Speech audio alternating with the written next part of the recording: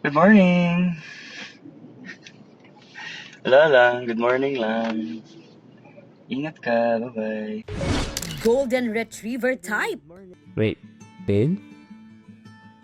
You look extra pretty today. Na Are you dream preparing for boyfriend something? ng marami. Ganyan ang kilig Hindi ka na pa hatid prepared ni niya? David Licauco online. Invite us nga ng Kaya school mo. naman, Parang Delulu ganda is mo lang. real. Lalo't Nakakasiyaw. nalalapit ang Valentine's Day.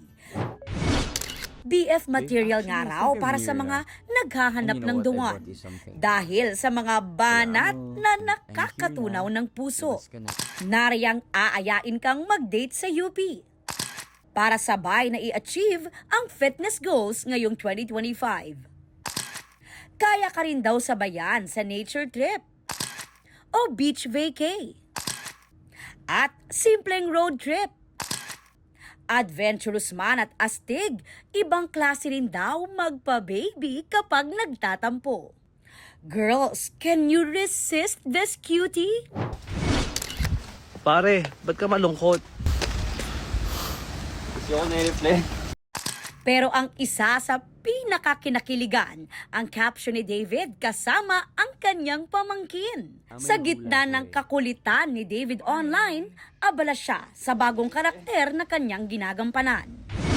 From pambansang Ginoo Iniibig pa rin kita. and sundalong Hapon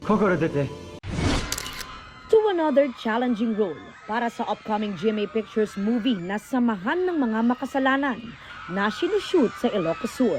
Masaya raw si David na makasama sa pelikula at makaeksena ang kanyang idolong aktor na isa ring negosyante na si Joel Torre. Also seeing him as an actor ay napakagaling. Meron na ako nakita na pwede kong matutunan, pwede kong i-apply sa the way I act also. Makakasama rin niya sa movie sina Sparkle Child star Yuan Micael, Betong Sumaya, Chariz Solomon, Buboy Villar at Sanya Lopez.